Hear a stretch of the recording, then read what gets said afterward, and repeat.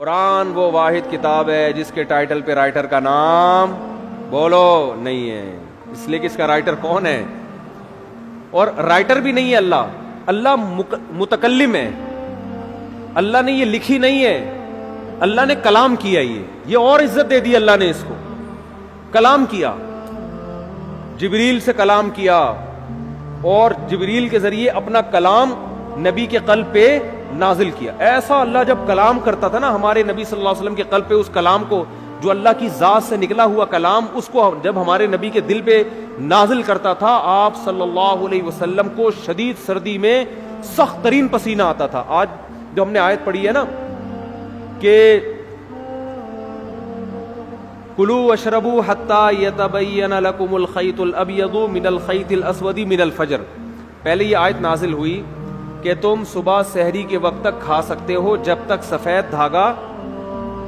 کالے دھاگے سے جدا نہ ہو جائے۔ اصل میں اللہ تعالیٰ یہ بتا رہے تھے کہ اتنی روشنی ہو جائے کہ سفید اور کالے دھاگے میں فرق تمہیں نظر آنا شروع ہو جائے۔ یہ جب ہوتا ہے جب مشرق کی طرف سورج کی روشنی ایسے لمبائی میں پھیلنا شروع ہوتی ہے۔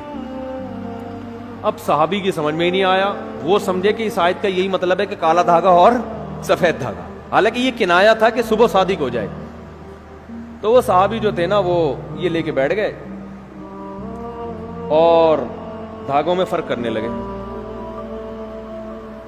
تو جب فرق کرنے لگے تو پریشان ہوئے، نبی صلی اللہ علیہ وسلم کے پاس آئے کہ اللہ کے کلام کا مطلب کیا ہے۔ تو آپ صلی اللہ علیہ وسلم پر اللہ نے ایک لفظ نازل کیا چھوٹا سا، کلوا واشربوا حتی یتبین لکم الخیط الابیض من الخیط الاسود، کہ رات یعنی کالا دھاگا سفید دھاگے سے جدا ہو جائے، یعنی فجر کا وقت ہو جائے۔ تو یعنی فجر اتنا لفظ نازل کیا اللہ نے، من الفجری کا لفظ۔ اور امی عائشہ فرماتی ہیں کہ اتنا سا لفظ جب نبی پہ نازل ہوا تو شدید سردی میں آپ صلی اللہ علیہ وسلم کے پسینہ ٹپکنا شروع، ایسا نچڑنا شروع۔ ہم سمجھ گئے کہ آپ پر کیا نازل ہو رہی ہے، وہی۔ جب آپ صلی اللہ علیہ وسلم نارمل حالت میں آئے تو آپ نے کیا لفظ پڑھا، من الفجر، بس اتنا سا لفظ۔ تو یہ اللہ کا کلام تھا۔ ایک اور دلچسپ واقعہ ہمیں ملتا ہے احادیث میں، قرآن مجید کی آیتیں نازل ہوئیں، لا یستوی القاعدون من المؤمنین، جو مومنین میں پیچھے بیٹھنے والے لوگ ہیں وہ ان کے برابر نہیں ہو رہے جو میدان جہاد میں بولو لڑتے ہیں۔ پیچھے بیٹھنے والے آگے میدان جہاد میں لڑنے والوں کے برابر، بولتے کیوں نہیں یار، کیا ہو گیا، نہیں ہے۔ وہ لڑ رہے ہیں میدان میں، قربانیاں دے رہے ہیں، تم یہاں پیچھے بیٹھے ہوئے ہو۔ ٹھیک ہے تم نماز پڑھ رہے ہو، زکوٰۃ دے رہے ہو، عبادت کر رہے ہو، لیکن ان سے ایسا تھوڑی ہوا تو ہاتھ ضائع ہونے کا خطرہ، آنکھیں ضائع ہونے کا خطرہ، شہادت کا خطرہ، گرفتاری کا خطرہ، وہ 10 خطرے مول رہے ہیں، تو تم کیسے سمجھتے ہو کہ تم ان کے برابر ہو سکتے ہو؟ اب بعض صحابہ معذور تھے، ان کا جذبہ تھا میدان جہاد میں لڑنے کا، لیکن معذوری کی وجہ سے ان کو نبی جانے کی پرمیشن نہیں دیتے۔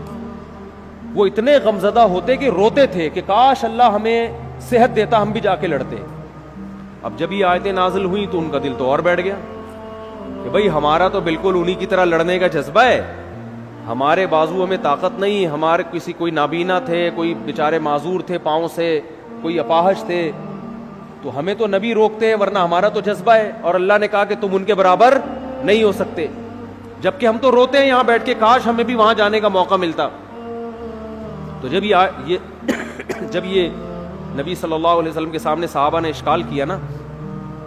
تو ایک صحابی فرماتے ہیں کہ آپ صلی اللہ علیہ وسلم کی ران مبارک میری ران پر تھی، ران مبارک میری ران پر تھی۔ کہتے ہیں کہ میں نے دیکھا نبی پر وحی کے آثار ظاہر ہونا شروع۔ صحابہ گئے نبی کی خدمت میں، یا رسول اللہ ہم تو معذور ہیں، اور اللہ کہہ رہے لا یستوی القاعدون من المؤمنین والمجاہدون فی سبیل اللہ، پیچھے بیٹھنے والے اللہ کی راہ میں جہاد کرنے والوں کے برابر نہیں ہیں، تو ہم تو شوق سے تھوڑی پیچھے بیٹھے ہیں۔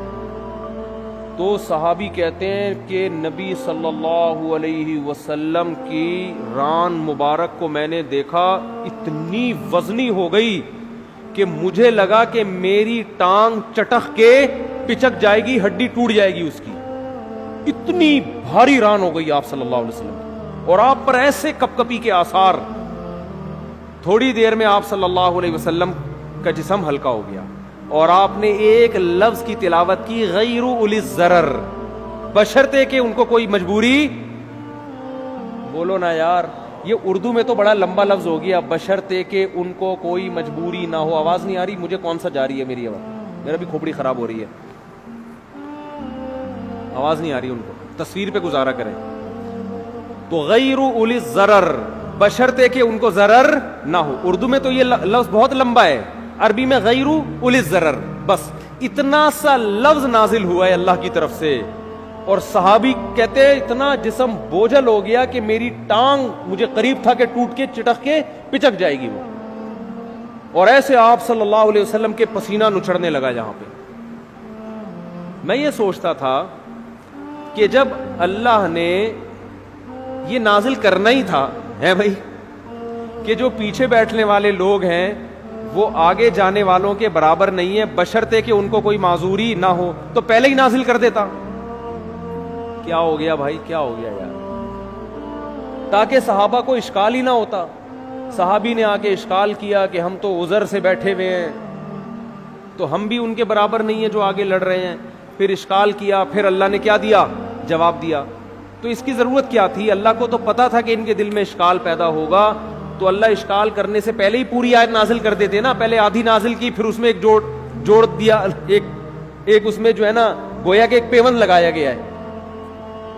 تو اصل میں یہ حکمت تھی قرآن کی حقانیت،